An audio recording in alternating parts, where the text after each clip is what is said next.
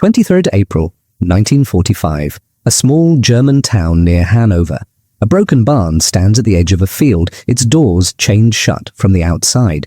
Inside, 17 German women wait in the dark, thirsty, shaking, told that when the American soldiers come, their real nightmare will begin.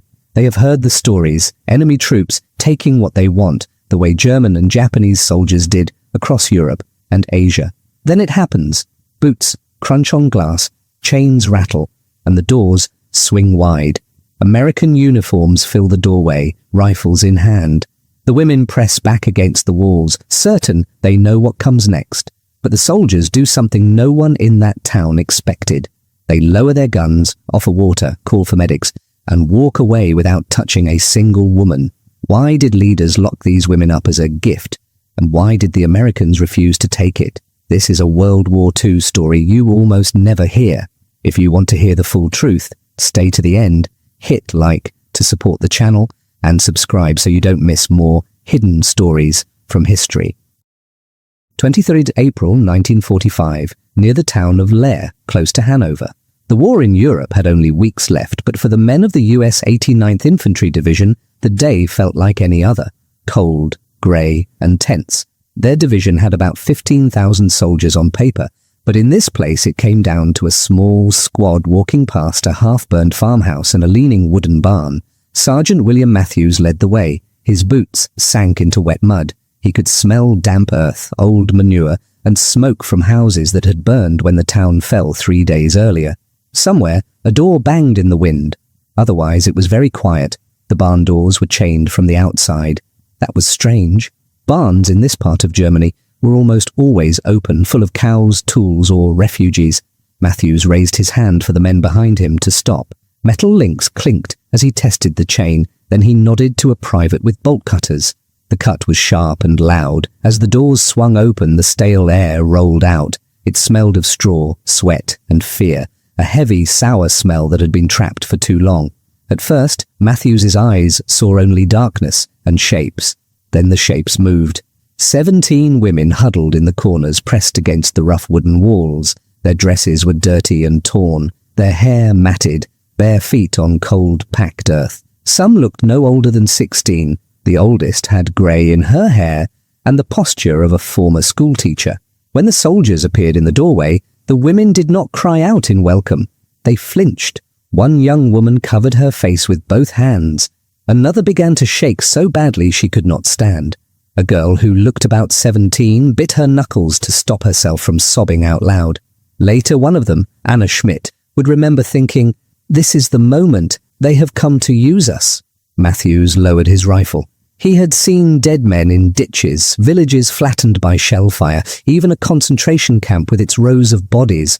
But this was different. These people were alive and waiting for something they clearly believed could not be stopped. Behind him, Private James O'Connor muttered, "Jesus, Sarge, what is this?" His voice faded as he understood what he was looking at. An older woman pushed herself upright, leaning on the wall. Her German was broken with fear, but Matthews caught enough, and she added a few words in clumsy English. "We are here for you," she said. "The Burgermeister, he said you would want us. He say this will save the town. 2 days, no food, no water. We wait." The paradox hit hard. These women thought they had been locked up as a gift, as payment to invading soldiers. Matthews later wrote to his wife, "They were sure we had come to rape them. Not because of anything we had done, but because of what their own leaders and our enemies had taught them to expect." He snapped back to the present. "O'Connor, get Captain Henderson. The rest of you, put your weapons down, find water, rations, now!" His men hesitated only a second, thrown by the clash between what the women expected and what they themselves had been trained to do. Within 20 minutes, Captain Robert Henderson arrived, coat damp from the mist. He was 32, but looked older, lines cut deep by months of combat and too little sleep. He stepped into the barn, took in the sight of 17 half-starved prisoners, and his jaw tightened. "How long have they been here?" he asked. "About 2 days, sir," said Corporal Thomas Riley, a medic who had just finished checking pulses and pupils. "Dehydrated, malnourished. 2 are bad. They think we're waiting to—" He could not finish. Henderson did not need him to. He knew the wider pattern. Division intelligence had already warned of at least 4 other towns where German officials had done something similar, locking up women as comforts for American troops, assuming the worst. He turned to his men. Listen carefully. These women are to be treated as civilians under our protection. Get more water, K rations, whatever we can spare. A standard K ration held roughly 2,800 calories. Today, some of that precious food would go to former enemies. Riley arranged transport to the Displaced Persons Center in Hanover and passed this down the line. Anyone who lays a hand on these women faces a court-martial. No excuses.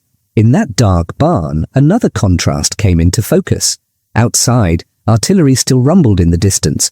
Across Europe, millions were still in chains. Yet, at least, a group of women prepared for abuse were instead given dry blankets, hard chocolate, and sips of clean water from dented metal canteens. One of the women whispered, hardly believing it, "They bring us food. Why? We were told all soldiers do this." Her words hung in the dusty air. But this was not propaganda, it was reality. The Americans had a choice, and in this forgotten farmyard they chose restraint over revenge. What the women did not yet know was how carefully their own town had chosen them for this fate, and how many quiet meetings and whispered fears had led to their imprisonment in the first place. 2 days before the barn doors opened, on the 21st April, 1945, the leaders of the town of Leer met in a dim room above the Rathaus, the town hall. Outside, people could hear the distant thud of artillery and the low drone of engines as Allied columns moved closer. The war had lasted more than 5.5 years. Over 5 million German soldiers were dead or missing. Now the front was at their doorstep. Inside, the air was close and smoky. A weak light bulb swung slightly, making long, jumpy shadows across the wooden table. The Burgermeister, Wilhelm Kraus, wiped sweat from his upper lip. Around him sat the remaining members of the town council, all men, most too old or too useful to have been sent to the front. They had spent years hearing Nazi radio and reading Nazi papers. Those messages always said the same thing, that British and American soldiers were Negertruppen and criminals, that they would rape German women and burn German homes, that they were no better than Bolshevik beasts from the East. Some of it was pure invention, but the stories about the Red Army in the East had a core of truth. In East Prussia and Silesia, Soviet soldiers had raped thousands of women as they took revenge for what the Wehrmacht and SS had done in their country. Rumors had spread fast. By 1945, historians estimate that around 2 million German women were raped in the last months of the war, many of them by Soviet troops. The actual numbers were confusing, but the fear was real. In Leer, people whispered, "If this is what the Russians do, surely the Americans will do the same." Kraus and his council did not trust official promises anymore. They believed one thing clearly: the strong do what they want in war, and the weak must offer something to survive. One of them is supposed to have said, "Better a few sacrificed than all taken." It was a cruel kind of math, but it was the logic they chose. So they made lists. They told the town police chief to bring the records from the population office. It smelled of ink and old paper as he spread the cards and books on the table. Line by line, they went through the names of women in Leer. First, they looked for those who were unmarried and without children. Then they added some young widows. They told themselves, these women will not be missed as much. They do not have husbands here. They have no babies to feed. Later, Frau Greta Hoffmann, a schoolteacher in her 40s, told an American interpreter, "They said we had been chosen to save Leer. They chose us like cattle. We were numbers, not neighbors." The police went out with their lists. Boots echoed on stone streets. Doors slammed. At one house, they took Anna Schmidt, the baker's daughter, only 18 years old. Her father tried to block the doorway. A rifle butt to the ribs knocked him aside. Her mother screamed and clung to her skirt until another blow sent her to the floor. "They said I was unmarried with no children." Anna later recalled, "They said that made me expendable. That word stayed in my head, expendable." At another address, they took Elizabeth Weber, a 25-year-old clerk, from the town office. She knew the policeman by name. They had once joked with her about paperwork. Now they spoke stiffly, eyes hard. "You are on the list," they said. "Come." The women were gathered in the dark, their shoes taken so they could not easily run. 1 bucket of water for 17 people, 1 shared corner for their needs, the rough boards of the barn pressed against their backs. Dust floated in the light from the cracks. At night, they could hear the town beyond the walls, distant crying, hurried footsteps, the rumble of army trucks on the main road. Some tried to refuse. 2 women made an attempt to slip away that first night. The police caught them, dragged them back, and beat them so badly that one could barely walk. "They locked them in the cellar," Elizabeth said. "We heard them crying in the dark. These were men we had known all our lives. They did this without a pause." The town leaders tried to cover their guilt with fine words. They told the captives that they were doing their duty, that by giving themselves to the Americans, they were protecting German motherhood and the future of the race. It was a twisted use of the same language the Nazis had used for years: sacrifice, honor, blood. But the truth was simpler and uglier. The council had decided that these 17 women were a kind of payment. The paradox was sharp.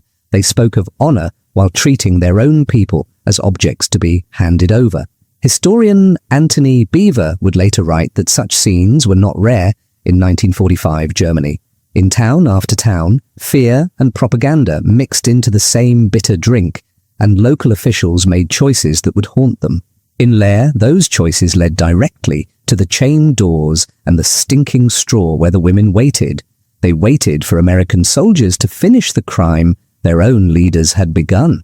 What the council did not expect was that those same American officers would soon turn their careful lists and secret orders into evidence for a very different purpose: not to use the women, but to judge the men who had offered them. The morning after the women were found, the barn stood open. Sunlight cut through the dust. A few empty K-ration boxes lay by the door, the sharp smell of canned meat still in the air. Nearby, Captain Henderson sat at a rough wooden table, his wet overcoat hanging from a nail, a typewriter in front of him. The keys clicked as he spoke his report aloud for Sergeant Robert Hawkins to type. "Division Headquarters, 89th Infantry," he began. "We have discovered a group of 17 German women held in a barn by order of local authorities. They were to be used as sexual offerings for American troops under the belief that we would commit mass rape similar to that perpetrated by German forces in occupied territories." The words sounded cold, almost legal, but the anger behind them was clear.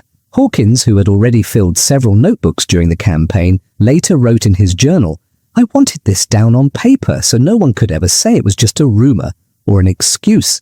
Henderson's orders from the night before were turning into full action. By 10 a.m., 2 olive-drab trucks from division headquarters pulled up, engines rattling. Military police climbed down, white helmets bright against their dark uniforms. A civil affairs officer followed, carrying a folder thick with forms. The medics carefully helped the women into the trucks. Rough wool blankets scratched their skin, but at least they were warmer than the barn. The metal floor of the truck was cold under their bare feet. One woman whispered, "Now it begins," but another pointed to the red crosses on the medics' armbands and said, "Maybe not." Henderson spoke to the MPs in a voice everyone could hear. "These women are under our protection. No one touches them. You will guard them until they reach the Displaced Persons Center in Hanover. Any violation will be punished. Court-martial, prison." This was one of dozens of such centers the Allies were setting up. By mid-1945, there would be more than 2 million displaced persons under Allied care in Europe, former prisoners, forced laborers, and civilians like these women moved by war from their homes. But while the trucks rolled away, leaving behind a faint smell of exhaust and dust, another piece of the story stayed in Leer. Henderson ordered, "Bring me Burgermeister Kraus." The town leader arrived in the afternoon, escorted by 2 MPs. His face was pale and shiny with sweat. The small office they used for the questioning smelled of damp plaster, cigarette smoke, and wet wool from the soldiers' coats. Rain tapped on the window. "Did you order those women locked in that barn?" Henderson asked, through Private Ernst Müller, the German-American interpreter. Kraus nodded quickly. Yes, but you must understand, I did it to protect the town. We heard about what happens. We heard about the Russians. We thought if we gave you what you would take anyway, you would leave the rest of our women alone. So you imprisoned 17 women without food or water," Henderson said evenly. "And offered them as what, exactly?" Kraus seemed almost surprised by the question. "As comfort women," he replied. "Like the Japanese have in Asia, like we had in Poland and Russia. It is how war works, is it not?" The room went very still. Outside, a cart rattled over cobblestones. Inside, Matthews, standing against the wall, felt his fists curl. He had seen American medics treat wounded German soldiers, watched GIs share chocolate with German children, and here was a man who thought they were no different from the armies that had filled Europe with rape camps. Henderson leaned forward. "No," he said softly. "That is not how we work. You have committed a crime against those women. You expected us to finish that crime for you. We did not, and your expectation does not excuse you." He turned to his staff. "We document everything, statements from every woman who will talk, names of every official involved. Hawkins, you keep copies of all reports. Civil Affairs will handle charges." Later that year, on 10 July 1945, in a courtroom in Hanover that still smelled of fresh paint and old dust, Wilhelm Krauss stood before a U.S. military tribunal. The judges wore American uniforms. The interpreter spoke calm German. Witness statements, carefully taken back in April, were read out. Krauss was found guilty of false imprisonment and conspiracy to facilitate sexual assault. The sentence was 5 years in prison and a permanent ban on holding public office.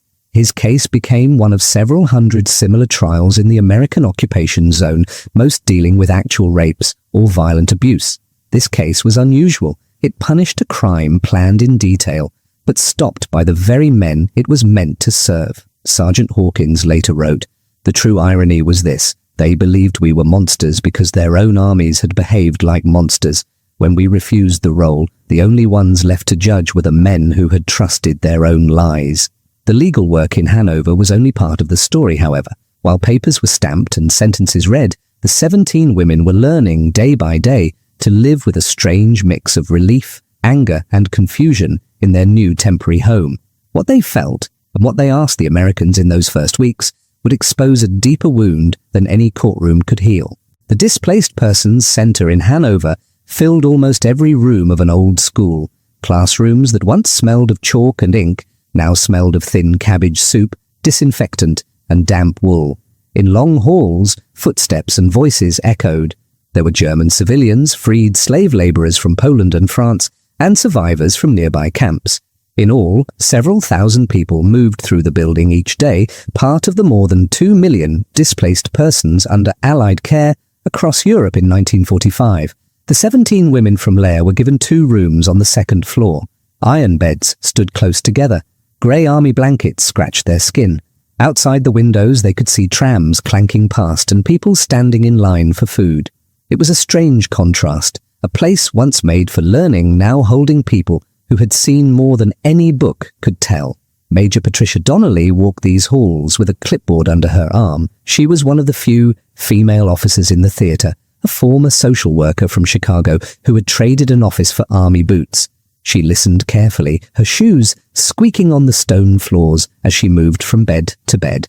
These women were abandoned in an organized way, she wrote in one report, first by their local leaders, then by neighbors who stayed silent, and finally by a system that taught them to expect rape as normal in war. She later told a colleague, "They have been dehumanized twice, once by being locked in that barn, and once by being told that this is what every army does." A few days after the women arrived, a new figure came through the door. Lieutenant Charles Morrison, an army chaplain. He was a Methodist minister from Georgia in his 30s, with a tired but kind face. His canvas chaplain's bag thumped lightly against his leg as he walked. The air in the stairwell was cool. He could smell boiled potatoes from the kitchen below. Major Donnelly met him at the entrance to the women's rooms. "They are physically better," she said. "We have given them food, clean water, medical checks, but their minds..." She shook her head. "They are still waiting for something bad to happen. It is like their fear has nowhere to go." Morrison asked if he could talk with them in a quieter place. They chose the old school library. Dust lay thick on the high shelves. Sunlight shone through tall windows, making the air look golden. 10 of the 17 women agreed to come. They sat in a half circle of mismatched chairs. The smell of old paper mixed with the faint scent of soap from their first proper wash in days. "I am not here to preach at you," Morrison began through Private Ernst Mueller, who translated. "I am here to listen and to tell you that what was planned for you was wrong. Completely wrong." For a while, nobody spoke. The ticking of a wall clock seemed very loud. Then Anna Schmidt, the baker's daughter, looked up. "Why did you not take us?" she asked. Her German was simple, Müller's English even simpler. "We were told all soldiers do this. Our leaders said it is the way of war, but your men brought us water, food." They looked ashamed. Why? The question cut straight to the heart of the paradox. Women prepared for abuse, facing men who refused to abuse them. Morrison thought before answering. "Some men in every army do terrible things," he said. "We are not perfect, but our commanders have clear rules. We punish rape. We punish theft. We teach our soldiers that civilians, even enemy civilians, are not targets." He paused, then added, "Many of our men have wives, mothers, sisters back home. They cannot imagine hurting someone else's daughter and then looking their own daughters in the eye. That is not who we want to be. That is not who we try to be." Frau Greta Hoffmann, the older school teacher, leaned forward. "But you bombed our cities," she said sharply. "My cousin died in an air raid. Children died. How is that so very different?" Morrison did not turn away from her anger. "It is different, and it is also not different," he admitted. "War itself is a moral disaster. People die who should not die. Bombing is meant, rightly or wrongly, to end the war faster, to destroy factories and rail lines. What was done to you had no such purpose. Locking you in a barn to be used was pure exploitation." In another part of the building, Dr. Samuel Weiss, a psychiatrist from New York, was making his own notes. He spoke to each woman in turn, sometimes for an hour. The clatter of spoons in the dining hall downstairs drifted up through the floor. "These women suffered what I would call anticipatory trauma," he wrote in his report. "They were forced to expect sexual violence in detail. When it did not come, the relief was tangled with shame and disbelief. One woman told him the Americans must want something later. No one helps for nothing. She simply could not accept that kindness did not hide a trap. Years later, Weiss's report would be quoted in studies of trauma and war, as scholars tried to understand how fear can wound even when the feared act never happens. In the library, as the talk with Morrison went on, that same clash between expectation and reality kept appearing. "We thought you were monsters," Anna said quietly. "Instead you were normal men. But if you are normal, what does that make our own people? Who chose us for the barn?" Her question hung in the dusty air. This was not propaganda, it was reality. The women and the Americans were both learning that day how deeply lies and violence had shaped their ideas of what was normal in war. While doctors, chaplains, and social workers tried to heal minds and souls, others were working on something different but just as important, making sure that what had happened in that barn would be remembered, and that Lair itself would not escape facing its shame. In the first months after Germany's surrender, the country felt like a place half asleep. Roads were crowded with carts and trucks. People stood in long lines for bread that often weighed less than 1 kilogram per family. Many wanted only to forget, but the Allies insisted that some things must not be forgotten. In the American zone, military courts opened in cities like Hanover, Frankfurt, and Nuremberg. Between 1945 and 1949, US authorities would hold several hundred trials for crimes against civilians and prisoners, some for mass murder, some for slave labor, and some, like the case from Lair, for sexual violence and the preparation for it. The trial of Burgermeister Wilhelm Krauss was only one small case in this larger effort. Yet, for the people of Lair, it was a sharp mirror held up to their own faces. Sergeant Robert Hawkins sat in the back of the Hanover courtroom on the day sentence was read. The room smelled of old wood, cigarette smoke, and damp coats. Rain tapped at the high windows. He held a folder on his lap, thick with carbon copies of statements, and his own neat notes. In his journal that night, he wrote, "They spoke of protecting their women. The record shows they chose certain women to be harmed so that others might sleep easy. They called this honor. We called it what it was, a crime." The judges sentenced Krauss to 5 years in prison and barred him from public office forever. Some might have wished for more. Others thought even this was too harsh for a man who claimed he had only been afraid. But the important thing was that someone in power had finally said, out loud, this was wrong. Hawkins did not stop with the trial. Back in his quarters, he laid out photographs of the barn, maps of Lair, typed translations of the women's testimony, and copies of Henderson's original report. The wooden table creaked under the weight of paper. He filled notebook after notebook, more than 200 pages in all, the scratch of his pen mixing with the clink of mess tins from the corridor outside. This was not propaganda, he wrote on one page. It was reality, seen with our own eyes. History will remember our battles. I want it also to remember what we did not do. After the war, Hawkins took all of this home with him to the United States. Years later, he would donate his collection to what became the National World War II Museum in New Orleans, so that students and scholars could read the words of Anna, Greta, Elizabeth, and others for themselves. Back in Lair, life under American occupation slowly took shape. The sound of boots on cobblestones gave way, bit by bit, to the softer noise of bicycles and children's voices. New food ration cards were printed. A town that had once hung swastika flags now saw white and blue U.S. military government signs nailed to its doors. Because Krauss could no longer serve, the Americans appointed a new burgomeister, Otto Fischer, a quiet man in his 50s, who had once spent time in a Nazi prison for political opposition. His office was a small room that smelled of old ink and coal dust from the stove. One of his first acts was to call a public meeting. The townspeople gathered in the hall, their clothes patched, shoes worn thin. A few American officers stood along the walls. There was a murmur of voices, then silence as Fischer stepped to the front. His hands shook slightly as he unfolded a piece of paper. "We must face what happened here," he said, speaking slowly so everyone could hear. 17 women from this town were taken and locked in a barn. They were your daughters, your neighbors, your friends. Our former leaders chose them because they thought the Americans would do as our own soldiers had done in the East. He looked up, his eyes moving over the crowd. Many of you knew. Some of you watched. Very few spoke. In our fear, we abandoned these women. We treated them as something to be given away. We must say this clearly or we learn nothing. A murmur went through the room. Some people nodded, faces tight with shame. Others stared at the floor. Later, one woman who had been in the crowd told an interviewer, "We wanted to talk only about how we suffered. He forced us to talk about what we did." After the meeting, Private David Goldstein, the Jewish soldier from Brooklyn, who had once stood guard outside,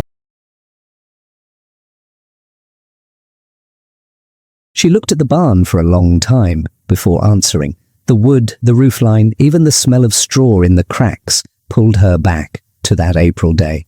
"I feel many things," she said finally. "Fear, memory, anger, but also something like peace." She took a slow breath. "I do not tell this story to make Americans into saints," she went on. "They were not perfect. They were just men doing their duty in a decent way. I also do not tell it to make Germans into monsters. We were a people poisoned by lies for 12 years. Many were afraid, many did wrong." She put her hand on the rough boards. "I tell it because even in the darkest time, people still have a choice. Our leaders chose to lock us in here. The American soldiers chose not to use us. That choice changed my life." Later, she added words that stayed with many who heard them. "We could not believe no one touched us. The Americans could not believe anyone thought they would. In that shared shock, maybe something began to heal on both sides." By the 1990s, historians had written many books about the end of the war. They compared armies, counted crimes, studied how often soldiers attacked civilians. Their numbers showed that while American troops did commit assaults and were sometimes punished for them, there was no plan of mass rape like the one carried out by some other armies. It was not automatic. It happened because officers enforced rules, because military police investigated, and because enough soldiers believed that some acts were simply off limits. World War II had killed roughly 60 million people around the globe. In such a sea of suffering, the fate of 17 women in a single barn could seem very small. Yet teachers in Lair began bringing classes to the site each year. At least a few hundred students came annually, touching the old wood, reading the plaque and hearing the story. Their teachers told them this was not propaganda, it was reality. Your own town did this. Foreign soldiers refused it. Ask yourselves what you would do in their place. In that way, the barn in Lair became more than a building. It became a question posed to each new generation. The Americans had once come as conquerors, with tanks and guns rolling through the streets. Many years later, their veterans and children returned as guests, listening more than they spoke, reading German words carved in metal. In a quiet, human way, they had come as conquerors and left as students. From the rough boards of one barn, the view widened to nations at war, to the power of lies, and to the fragile strength of ordinary decency in a brutal age. In the end, the story of the barn in Leer is not really about one town. Ordinary decency now feels like some kind of miracle. If the world has fallen so low that not raping someone is a great act, then we have a long road ahead. The road ahead would be long, for Leer, for Germany, and for the 17 women scattered now across camps and ruined streets. But in the town hall's stale air that day, with Fischer's hard words still hanging, a first step was taken, the choice not to bury the truth. Decades later, when survivors and their families came back to that same town, they would stand before the old barn and see that those hard truths had been carved into metal for all to read. 50 years passed. By 1995, the town of Leer looked very different. Cars hummed where horse carts had once rattled. New shops with bright windows lined the main street. Children rode bicycles past buildings that still showed faint scars of shell fire if you looked closely.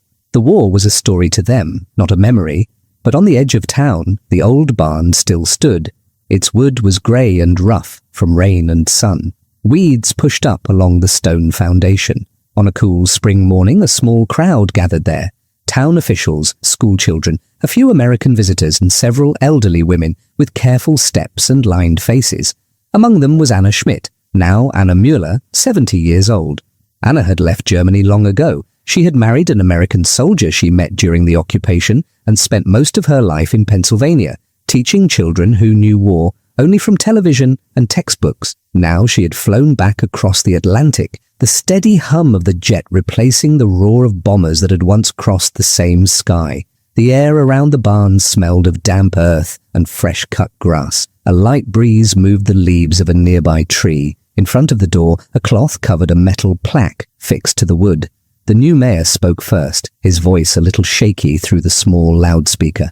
"We are here," he said, "to remember something that many wanted to forget. In April 1945, 17 women were locked inside this barn by our own authorities. They were meant to be used by American soldiers. Instead, those soldiers gave them food, water, and protection."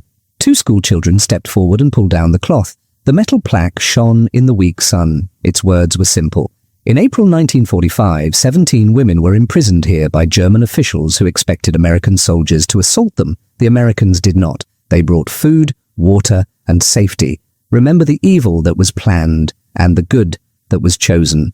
People shifted on the grass. Some wiped their eyes. A camera clicked. The contrast was clear. A place once prepared for cruelty now marked as a warning and a lesson.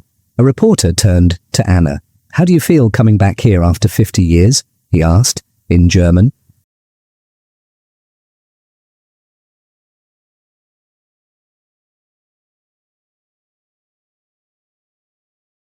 Or one group of women, or one American unit. It is about the thin line that separates freedom from tyranny and humanity from cruelty, a line drawn every day by private choices we almost never read about in history books. The Nazi system tried to teach that power decides what is right. The refusal of those American soldiers and the later honesty of Leer's new leaders quietly answered that power without conscience is only fear in uniform. In a war of tanks, bombs, and numbers, the most lasting force turned out to be something smaller and harder to measure. The decision, in a dark place, to see an enemy as a human being and to act accordingly.